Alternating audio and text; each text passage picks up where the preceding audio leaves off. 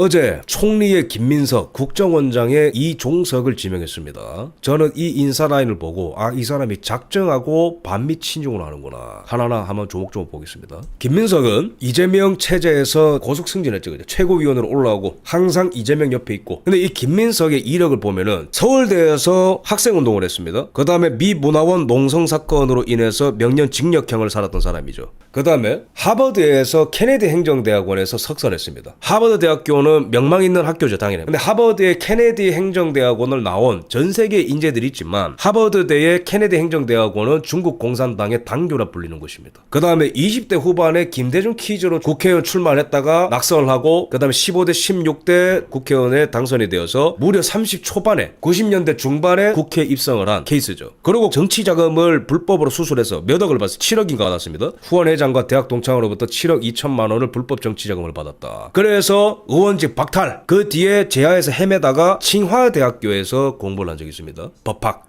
중국법을 배웠어요. 칭화대학은 시니핑이 나온 대학입니다. 참고로 중국의 공산당 엘리트들을 교육하는 전문기관입니다. 그러면 김민석을 왜 지명을 했을까? 간단하죠. 이 사람은 영어를 할 줄 압니다. 미국에서 수학을 했기 때문에 중국어를 할 줄 압니다. 포석은 미국과 중국 사이에서 뭔가를 해보겠다라는 건데 이 사람이 과연 미국도 이해하고 중국도 이해하는 사람이지만 결국에는 노선이 어디로 가 있냐? 추구하는 노선이 뭐냐? 종북 친중 라인입니다. 총리는 말 그대로 장관들의 수장입니다. 장관회의를 때로는 주재를 하기도 하고 장관들에게 대통령 대신 명령을 내리기도 하고 특히 경제와 외교와 안보에 대해서 통전적인 관점을 갖고 있는 식견을 갖고 있는 경험을 갖고 있는 고령의 정치인 출신이나 학자 출신이 총리가 많이 됩니다. 근데 김민석의 경우에는 비교적 젊은 나이로 이재명 체제에서 권력의 정점 바로 옆으로 온 사람인데 이 사람의 젊을 때의 사sak을 좀 보자면은 80년에 일어났었던 광주 사태에 대해서 미국의 개입이 있었다라고 주장한 거예요. 이 사람들이. 미 문화원 농성 사건의 중심에 누가 있죠? 하문경. 그 하문경을 국힘에 데려온 한동훈의 자랑처럼 떠벌리죠. 김민석은 서울 미 문화원 점거 농성 사건에 직접적으로 참여하지 않았지만 당시에 서울대학교에서 운동권을 이끌면서 기자회견을 하고 바깥에서 미국을 규탄하는 시위를 했던 사람이 바로 김민석입니다. 이것 때문에 몇 년 징역형을 살았죠. 그럼 미 문화원 점거 사건이 왜 중요하냐면은 이런 사람들이 이재명의 외교 안보 라인을 이끌게 될 가능성이 굉장히 큽니다. 총리직은 미국과의 어떤 여러 부분을 조율해야 됩니다. 외교, 통상, 안보 이런 부분에 대해서. 근데 김민석은 미 문화원 농성 사건 때문에 비자가 거절당한 적이 있어요. 이때 본인이 직접 한 말인데 미국에서 경제 관련 세미나 참석을 위해서 98년에 주한 미 대사관에 비자 신청했으나 미국에 못 갔다. 85년 미 문화원 점거 농성 사건에 연루됐기 때문에 미 대사관이 거절했다. 단순한 사무착오로 보기 어렵다. 이때 이 사람 국회의원이었거든요. 이런 사람이 총리가 됐습니다. 이때 이 사람은 서울대 학생회장 전 학령 의장이었고요. 이때 이 주장이 왜 지금 심각하냐면은 아주 극악무도한 반미 사상을 갖고 있기 때문에 그런 거예요. 광주 사태의 진상규명을 위해서 나섰다 당시에. 그리고 미국의 개입 문제를 최초로 제기했다. 여러분 이 광주 사태랑 미국은 관련 없어요. 광주 사태에 투입된 군부대는 미국이 통제하던 군부대가 아닙니다. 이런 음모론 망상에 가까운 얘기들을 당시에 막 한 거예요. 이 사람들이. 근데 이런 사고관을 가졌던 지금도 가지고 있을 것으로 유력한 사람이 총리가 돼서 미국과 대화한다? 심각한 일이 발생할 겁니다. 자, 그 다음에 이거 지금 미국에서 꼭 알아야 되는 게 뭐냐면은 김민석이 2022년에 뭐라고 얘기했냐면은 코로나로 대량 피해를 입고 있는 북한에 지원을 해야 된다.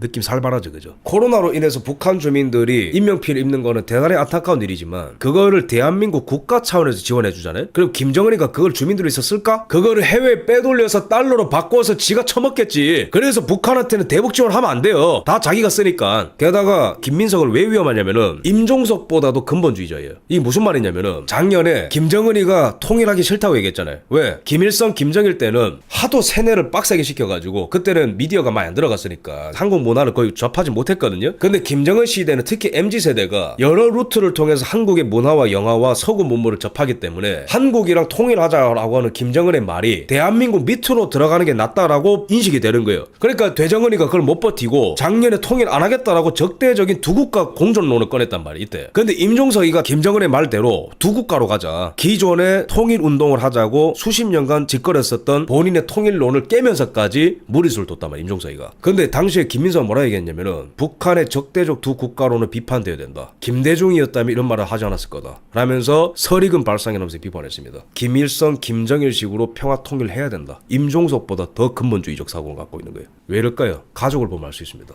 이 사람 가족 김민웅이라고 촛불 행동의 대표죠, 그죠? 김민석의 형이 김민웅입니다. 촛불 행동이 누구랑 움직이냐면은 대진년이랑 움직입니다. 대진년이 김정은 연구하는 단체거든요. 김정은 환영 무슨 세미나 열고 그런 데잖아요. 용산 대통령실 쳐들어가고 대진년. 민노총 대진년과 같은 극단주의적 단체들과 함께 윤석열 박근혜 대통령 퇴진 운동을 이끌었던 사람이 김민석의 형이에요. 게다가 이 사람이 지금 미국이 알면 화들짝 놀랄 만한 발언들을 굉장히 많이 했는데 이 메로나에 대해서 제가 메로나라고 표현하지만 이게 무슨 말인지 다 알죠, 그죠, 여러분? 메로나가 한창 퍼졌을 때 2020년 초반에 중국인 입국을 막아야 된다라는 말이 굉장히 많았습니다, 전문가들 입에서. 근데 이때 이 사람이 무슨 말 했냐면은 왜 중국인들을 차별해야 돼? 미국이 지금 독감으로 더 많이 죽고 있어. 1만 명 죽었잖아, 독감으로. 미제는 뭣도 좋아요? 이거 트럼프가 알면 지금 난리 나는 일이거든요, 이거. 그것 때문에 경제 박살나고 우편투표해가지고 부정선거로 졌다라는 게 트럼프 세계관인데 지금 우리나라의 총리가 됐다는 사람이, 미국이랑 의견을 조율했다는 사람이 메로나보다 미국 독감이 더 위험하다 이런 얘기를 했던 거예요, 5년 전에. 그래서 제가 이거는 아주 지금 강력한 친중 인사가 지금 지명됐다고 말씀드리는 겁니다. 친중 종북. 메로나랑 미국 독감을 동일선상에 올려놨는데 이게 왜 말이 안 되냐면은 당시에 2020년 초반 기준으로 독감은 치사율이 0.05%, 미국에서 당시 유행했었던 독감 0.05, 메로나의 치사율은 2에서 4%였습니다. 당시에 동일선상에 놓을 수가 없다고. 게다가 독감은 원인과 전파 경로가 당시에 다 파악이 돼 있는 상태였지 않습니까? 독감인데 예방이 가능하잖아요. 근데 당시에는 메로나에 대해서는 아예 파악이 안 됐다고. 예방을 할 수도 없고 원인 전파 경로도 이거 제대로 파악이 안 됐어요. 근데 당시에 김민석이는 왜 중국인도 차별해? 최근 일부 언론에 의해서 무책임하게 유포되는 대림동과 대림동 거주 중국 동포들 대림동 상권에 대한 가짜뉴스를 바로잡아야 됩니다. 대림동 홍보대사예요? 이거 지금 전 국민이 알아야 됩니다, 이거 지금. 지역구를 보면 영등포 을이거든요. 중국 동포 한마연합총회 같은 데 가가지고 연설합니다. 영등포 을의 지역구에 보면은 조선족들이 몰려 사는 곳들이 많아요. 그러니까 이 사람은 중국인들의 표가 없으면 안 되는 사람인 거예요, 애초에. 기화자 많잖아요. 그러니까 이 사람이 사상도 친중이에요. 사드 배치를 반대하는 이재명의 오른팔이라고. 사상도 미국 독감이 더 위하다 보는 사람이에요. 근데 지역구도 대림동이에요. 근데 거기 가서 하는 말이 뭐냐면은 우리가 하나의 중국이라는 원칙하에 동북아가 평화적으로 앞으로 잘 나가야 되지 않겠습니까? 하나의 중국? 이거는 중국 공산당 좋아하는 거거든요. 야, 대만 어디 독립시도해? 그 시진핑이 하나의 중국? 이게 총선 운동할 때 작년 1월 원본 영상 유튜브에 있습니다. 이런 사람이 지금 총리로 지명이 됐습니다. 우리 국민들이 똑똑히 알아야 됩니다. 그러면은 김민석이 말한 하나의 중국에 대해서 트럼프가 동의할까요? No. 트럼프가 재선되고 난 다음에 국무부에 대만의 독립은 반대한다라는 문구가 바이든 때는 있었습니다. 국무부의 공식 홈페이지에. 근데 트럼프는 그거 지웠어요. 그리고 1기 때도 대만한테 무기 지원했던 게 트럼프입니다. 바이든 때는 아예 미군이 주도를 했고 대만에. 지금도 유지 중입니다. 지금 트럼프 정부도 대만을 TSMC를 막 뭐 괴롭히는 것 같지만은 실질적으로는 대만 보호를 위해서 연합 군사 훈련의 빈도를 늘리고 있다고. 필리핀과 군사 훈련, 일본과 군사 훈련, 호주와 군사 훈련. 미국 국무부는 이거를 삭제하는데 하나의 중국을 주장하는 인간이 총리라? 그래서 미국 백악관에서 아무 말 안 하는 거예요. 당선됐어? 축하해. 근데 친중하면 죽는다. 근데 전면에 총리를 이런 사람을 좀 내세우는 거예요, 이 사람이. 이거는 의심의 영역인데요. 이 사람이 서울대 학사, 하버드 케네디 행정대학원에서 석사, 그 다음에 칭화대에서 법학 석사를 받았거든요. 근데 칭화대는 후진타오 시니핑이 나온 대학, 중국 공산당 간부들 교육받는 곳이고요. 하버드의 지금 행정대학원은 트럼프의 타겟이 된 곳이에요. 뭣도 모르는 사람들이 트럼프가 베런 트럼프 아들이 하버드에 입학 거부당했기 때문에 무슨 뭐 보복하는 거다라는데 말도 안 되는 거고요. 지금 중국이 미국의 아이비리그를 비롯한 미국 전역 대학교의 기부금이 엄청납니다. 하버드 같은 경우에는 아마 한 4천억 정도 기부했을 거예요. 2017년 기준으로. 지금은 액수가 더 늘었을 것이고. 근데 하버드 대학교의 문제가 뭐냐면은 하버드 대의 유학생의 5분의 1이 중국인입니다. 근데 그게 중요한 게 아니고 하버드 대학 내에 중국 공산당 간부들을 전문적으로 교육해주는 기관이 있다니까? 트럼프 입장에서 어떤 생각이 들겠어? 나는 지금 반중인데 어디 대학교가 중국 공산당 간부들 교육시켜주고 자빠졌냐고. 전문 학식을 갖추도록 해주냐고. 게다가 중국 돈을 받은 미국의 학자들이 기술을 유출시킨다는 것 때문에 트럼프가 1기 때부터 하버드를 공격을 했었어요, 사실은. 근데 이게 상당 부분이 지금 진실로 드러나는 게 최근 기사입니다. 트럼프가 간첩으로 낙인 찍은 하버드 교수가 한 명 있어요.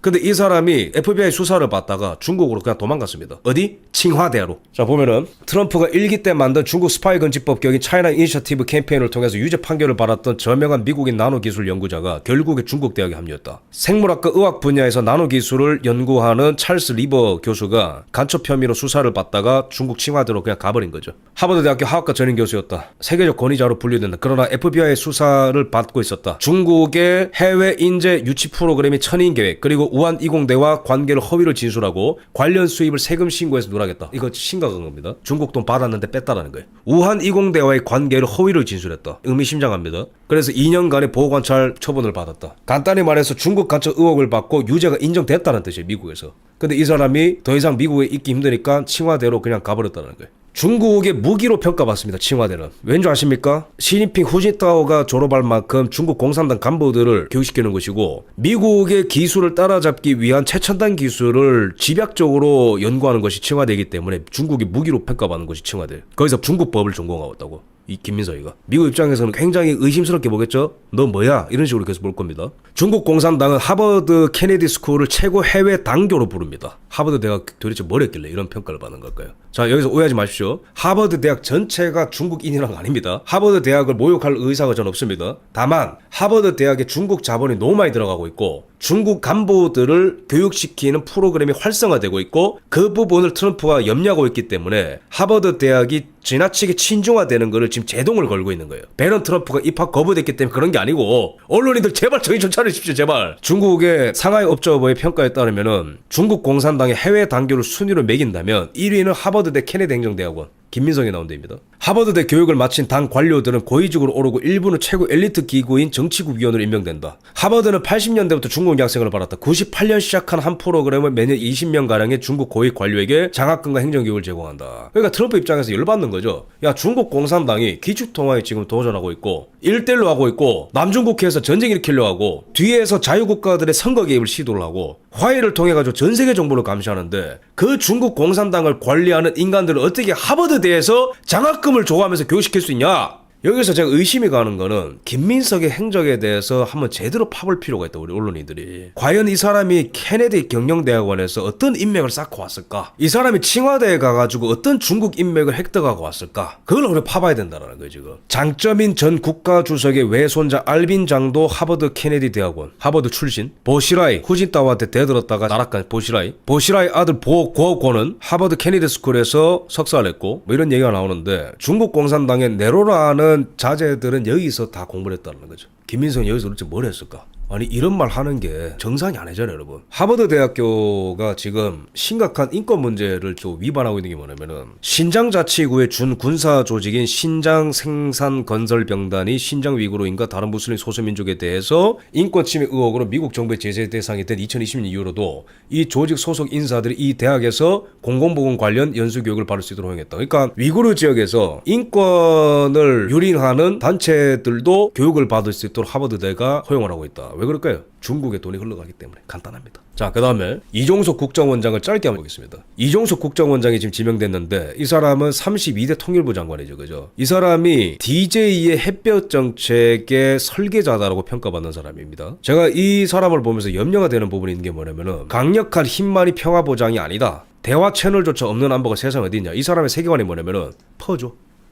햇볕 정책의 설계자가 뭘 의미하는 거겠습니까? 퍼줘라. 대북 방송하지 말고 확성기 틀지 말고 자극하지 말고 핵 개발하게 놔둬라 그냥. 미국이 무서워서 그런 거 아니겠냐 북한이. 따뜻하게 좀 쌀 퍼다 주면 착해지지 않겠냐 정은이가. 그런 사람이 통일부 장관도 아니고 외교부 장관도 아니고 국정원장으로 지명됐어요. 지금 이게 박지원보다 더 심각합니다. 이거는 지금. 사람이 주장했던 것 중에 아주 위험한 게 뭐냐면은 전자권 환수에 대해서 얘기한 게 있는데 이게 지금 왜 위험하냐면은 노무현의 전자권 환수 시도는 좋았다. 반대로 자주를 말하는 건 불온시하고 이를 주장하는 사람들은 반미나 친북으로 매도한 보수 세력을 비판했죠. 무슨 말이냐면은 노무현은 심심하면은 전자권 환수를 얘기했습니다. 전자권 환수 결국에는 우리가 하면 좋죠. 근데 미국의 입장이 뭐냐면은 그리고 우리가 마주한 현실은 뭐냐면은 전자권 환수를 해도 되는데 상황을 보자라는 거예요. 한국이 전자권 환수를 할 수 있는 조건이 되는지 엄격하게 따지고 단계적으로 가자는 거예요. 미국 입장은. 근데 미국이 최근에 합참의장이 밝힌 내용이 뭐냐면은 한미일 공조 됐을 경우에 전자권 환수가 조건부로 가능할지도, 이게 미국 합참의장이 공식적으로 우회적으로 밝힌 내용입니다. 이재명의 안보 공약 중에 뭐가 있냐면은 전자권 환수가 있거든요. 근데 국정원장에 지명된 사람이 무리하게 전자권 환수를 해도 된다라고 주장하는 사람이에요. 이게 뭐냐면은 미국 빠져라 이겁니다. 좌익들의 세계관에 뭐가 있냐면은 문재인이가 왜 유엔사에 독일과 유럽 국가들이 추가가 안 되도록 막았겠어요. 유엔사를 북한이 제일 무서워하거든. 유엔사가 한국 전쟁 때 전쟁을 리드했었던 그룹이기 때문에, 작전 사령부이기 때문에.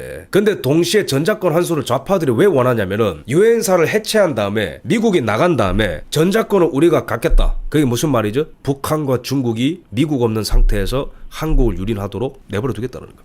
근데 미국의 우려가 뭐냐? 우리가 마주한 현실이 뭐냐? 미국 없이는, 사실상 책임 있는 미국의 영향력 없이는 중국과 북한을 동시에 상대할 수 없다라는 게 우리가 마주한 현실인 거예요. 근데 전자권 환수를 좌파식으로 하자라고 하는 사람이 지금 국정원장으로 지명이 됐다라는 게 이 사람들이 어디로 가려고 하는지 노선이 다 나온 거죠.